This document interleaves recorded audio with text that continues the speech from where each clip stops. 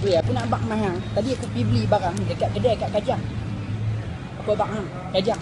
Kajang kat mana? Kajang dekat apa nama? Kedai. Sungai Sekamat. Oh, Sungai Sekamat. Okey. Ni nama dia getah anggot. Sepaket dia jual RM2.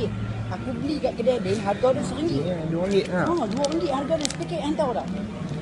Okey lah, tak apalah, aku tak kisahlah harga dia ni. Aku beli dekat Mahal kedai RM2. lain. Aku beli dekat kedai lain, hang tengok packing ni tak sama tau. Aku beli kat kedai lain, yang ni RM1. Dekat kedai tu RM2 aku beli. Lah aku tanya dia, tak boleh kurang ke harga ni? Yang ni memang harga. Ini toke memang sudah letak packing. lah, dia Sudah letak. dah letak Kedai harga mamak lah. dekat Jalan Sungai Sekamat tu. Dia kata harga toke sudah letak. Lepas tu aku cakap dah, apa pasal toke letak harga RM2 tetapi kuantiti dia tak sama. Hang tahu tak kuantiti dia tak sama. Aku pengang hang tahu tak bila kuantiti dia tak sama. So aku tanya dia, harga tak boleh kurang ke? Tak boleh kurang.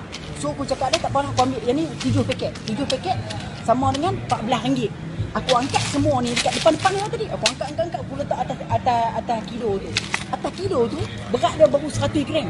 Berat 100 gram kalau kata RM14 aku bayar, sekilo jatuh RM140. Takkan bunga anggot sampai RM140? Cakap dah bawah. Babi ke dah aku tombok perut dia. Aku cakap pada dia, agak-agak hang tahu tak? You kalau kata you mau jual ni, tak apa, saya tak kisah, saya mesti mau beli sebab saya mau pakai. Sekarang you buka receipt sama saya, nanti saya report sama KPDN KK. Kan? You jangan ambil kesempatan dekat kita. You peniaga, you hang teli lah bro. Tengok Betul dia tak? buat kerja tak buat kerja ni. Mana babi dia, aku panah je. Padahal aku bergaduh dengan dia bagi harga RM1. Dia bagi receipt.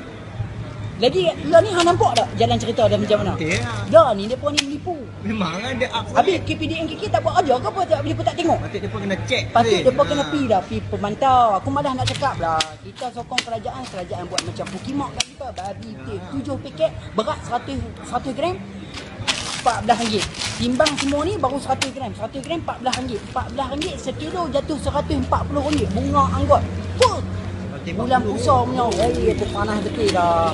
Dia kena ni tau. Dia- Kena pakai baju besar masuk satu kedai satu kedai. Ah, Kena ni mai pakai uniform, mai duk belagak-belagak makan gaji buta, cakap pandai tak guna. Depa pakai uniform, depa nak belagak pakai Tahu tak uniform. apa? Aku panas ha. Depa ni sorok barang lah. Ha. Panas sikit.